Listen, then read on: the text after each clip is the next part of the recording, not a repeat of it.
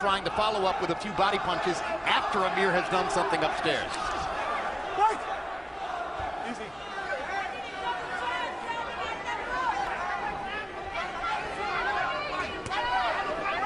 Judah himself had a new physical conditioning program coming in. He's working with Victor Conti, former head of the Balco Labs, who's also working with one other boxer, Nonito Donaire. Conti, of course, says that his days as a steroid teacher and abuser of competitive standards are over. Good right hand by Khan. You know, you made a very good point, Max. I was just getting ready to say it when he got hit that at a certain distance, Zab can get back, but he can't. But still, Khan can land, and he can't land at a certain distance. And he's not closing that gap.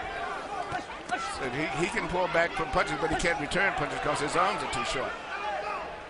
Well, whatever it is that Judah has to do to change this, he has not done it yet.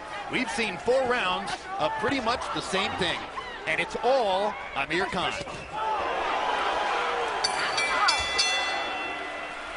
Meanwhile, let's take a look at something that happened on the undercard. Our first look with the naked eye at one of the fast-rising prospects in the sport, Gary Russell Jr. He was expected to be a member of the United States Olympic team in Beijing, fell out at the last minute before the games, has gotten off to a great start in his pro career, and what a show he put on tonight. Unbelievable performance.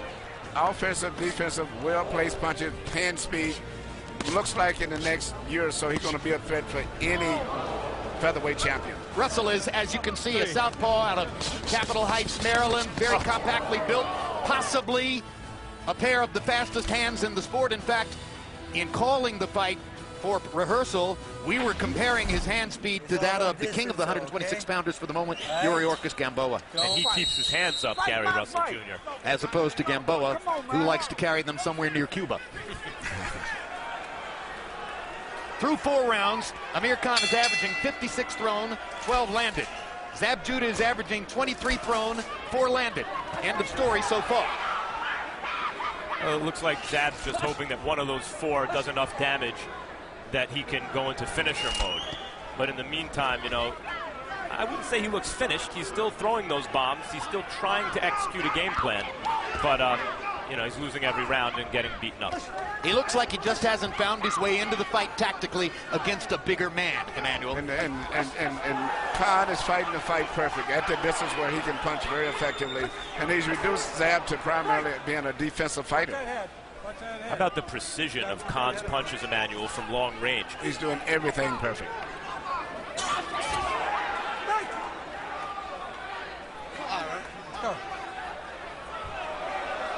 And now Judah is once again bothered by an eye after once again apparently their heads came together. Let's go. And among Khan's many other advantages, he seems to survive the butts back. Yes, and that's amazing. The Zab is the one with the bald head, and Zab is the shorter fighter. But every time that they have collision, it seems like he gets the worst of it. Zab's really trying to hit a home run with those uppercuts now. Well, he saw Maidana land some uppercuts against Khan. That was regarded as one of Khan's defensive weaknesses, susceptibility to the uppercut. But, of course, Freddie Roach watches the fights, too, and he goes to work very specifically with Khan in the gym on those things that he sees from fight to fight. I think Khan is a much improved fighter from the other fights that I've seen him. This is that his left best hook might have hurt performance. Judah. Judah's a little bit wary against the ropes. Khan knows he landed the left hook well. Now goes to the right. He's busting Zab's face up. It's pretty obvious Zab can't box with him in the middle of the ring. If that was the strategy, it's time to change. Emmanuel, what does he do? Max, and just what you said, just change. He needs to fight. He's systematically being defeated and going to get stopped anyway, so he's got nothing to lose. He needs to let it all hang out. It doesn't look like there's a plan B. No, he's letting the guys out hustling. You know, he's an accurate puncher and a bigger puncher than the others, but he's not punching back enough. What he did there, he should do more. That's the punch that Fernell Whitaker wants to see him throw. And that's one of his best punches. That seemed to stop Khan for a minute there. Khan got up on his toes after he took that uppercut in the gut. Well, when he makes that little bend down to his left, he's always in perfect position to shoot that punch. Plus, that's his favorite punch anyway. Draculich is calling this a knockdown on a body shot. Khan comes to the neutral corner. Judah clearly thought he got hit low. He's not going to make it up. This is going to be a knockout victory for Amir Khan. And Zab Judah believes that he was fouled, but he's not going to win the argument. Did he not hear the count right in his face? Because he acted as though he was surprised. He couldn't get up. I thought his legs were done. We're going to take a look at that soon enough and see if it was in fact low. It was close. I think it may have been right on the belt line. Whatever I can't see a man being in pain from a really low blow. That's a punch that hit him in the stomach that really hurt him. Because the protective cup, you're not going to be down that long. Let's take a look at the replay and see where it was. First, the right hand upstairs.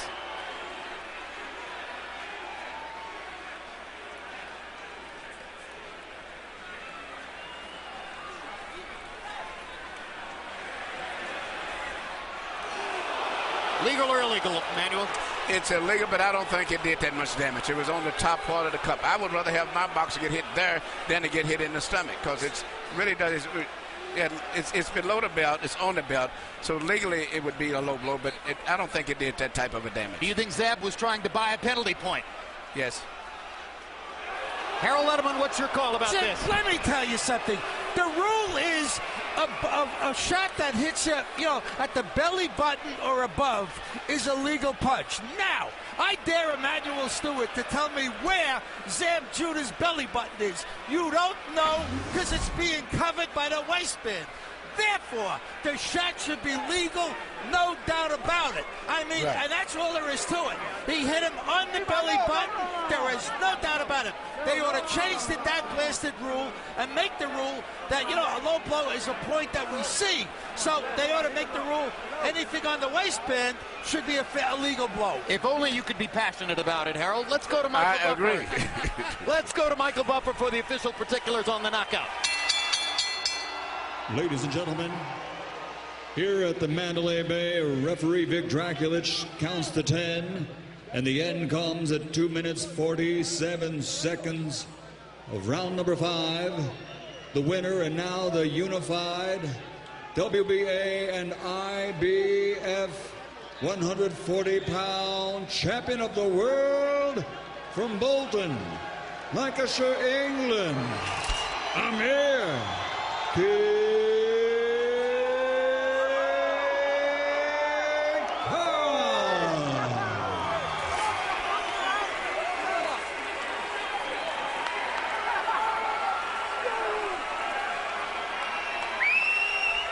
Final CompuBox numbers in a one-sided fight. Khan landing 61 of 284. Judah only landed 20 punches in the entire fight. Only threw 115, which means he was throwing at the rate of about 25 punches per round. And though Khan's connect percentage is not high, physically, he dominated the fight. Power punches. This is another game in which Judah wasn't playing. Only threw 32 power punches, through 4+ rounds.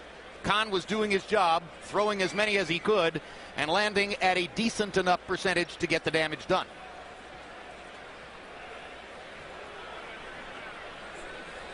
And now Max Kellerman stands by with the winner, Amir Khan. Congratulations, Amir, on a dominant win.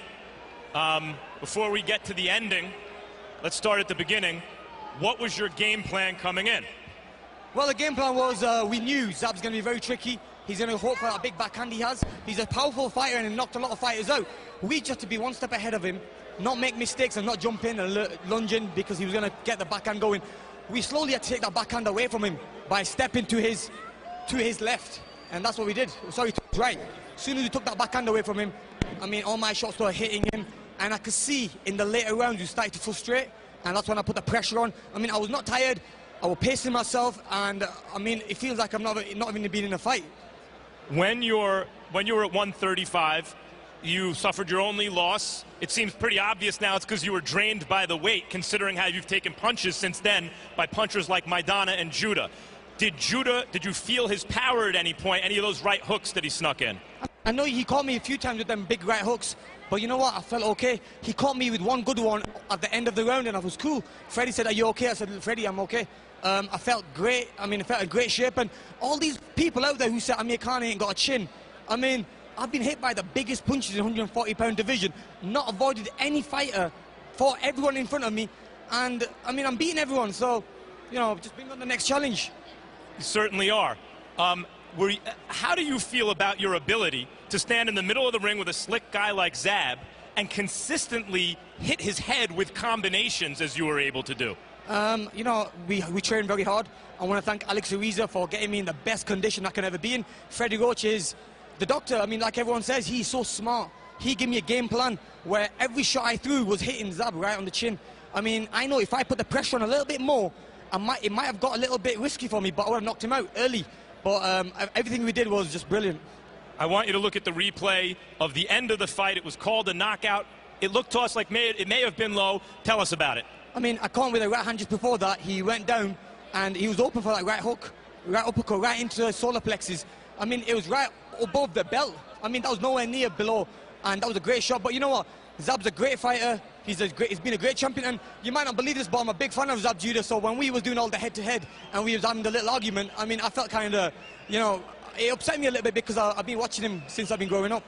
Okay, you as the money man in the division, it seemed to a lot of boxing fans could pick and choose opponents where a guy like Tim Bradley would have to have all the tough fights. And as it turned out, you offered to split 50-50 the revenue of this fight with Bradley. He turned you down, maybe positioning himself for a Pacquiao fight. How do you feel right now about Timothy Bradley? I think he's scared. I mean, Tim Bradley, if he was the champion he says he is, I mean, he would have faced me a long time ago. I mean, Timothy Bradley was calling me out, and as soon as I started saying, yeah, listen, I'm ready to fight, I mean, he pulled out, he didn't want to fight me. And I really say Zab Judah is a better fighter than Timothy Bradley in my eyes. Congratulations on another spectacular performance, Amir Khan. Thank you very much. Zab, you seem to start slowly, but then never really get on track. What happened? I started getting on track late in the fight right there, you know what I'm saying? I started my jab off slow. He came out pretty fast, you know what I mean? And he had a weird jab at first, you know what I'm saying? But I felt I picked it up. You know, I got headbutted early in the first round. You seen the headbutt, and you know, personally, I mean, everybody, the fans around the world go watch the fight to see that was clearly a low blow. I mean, when the referee was over me counting, I thought he was giving me time to get myself together. I mean, I can't get up if I don't feel it. We can watch it again. Here's the replay of the shot. It looked low, but maybe not as debilitating. Thank you very much. Appreciate it. As your reaction, here it is. Look at it. Self-explanatory, baby. Self-explanatory. Jammed a couple of Emma balls, and I mean, excuse my friend. I mean, first of all, I just want to thank my Lord and Savior Jesus Christ for allowing me to come out of here safe and just allowing me, you know what I'm saying, just be back on the stage again. Zab, one more question about it. When the referee was counting, you didn't react at all. Once he counted you out, you acted surprised. Did you hear his count? No, when he said over, I thought he was saying like a count, then give me a second to get up. And you know what I'm saying? You know how they give you a standing A count, say recover, and then get up. I thought he was going to 8. Then he went to 10 and said it's over. I'm like, it's over. Look, low blow. You know, I didn't understand that. But, you know, I mean, listen, in the past when things like this happen, I've overreacted, but this time I'll leave it up to the fans and the world and the officials to take the right decisions, and Zab Judah is still here. All right, Zab, thanks. One more thought about Amir Khan at this moment. The question was tonight, could Amir Khan do something that would leapfrog him ahead of Timothy Bradley, because the championship of 140 pounds is really still vacant. Those two should fight to determine it. Could he do something tonight that would accomplish that against an opponent not named Timothy Bradley? Did he do enough tonight? If he didn't, he won every single round from a good fighter who was in top condition. He made it look easy. Did he do it tonight? If he didn't, he came as close as someone could. And it's really on Timothy Bradley right now to get in the ring with Amir Khan, who is the hunter, and Timothy Bradley the hunted at this moment. Jim?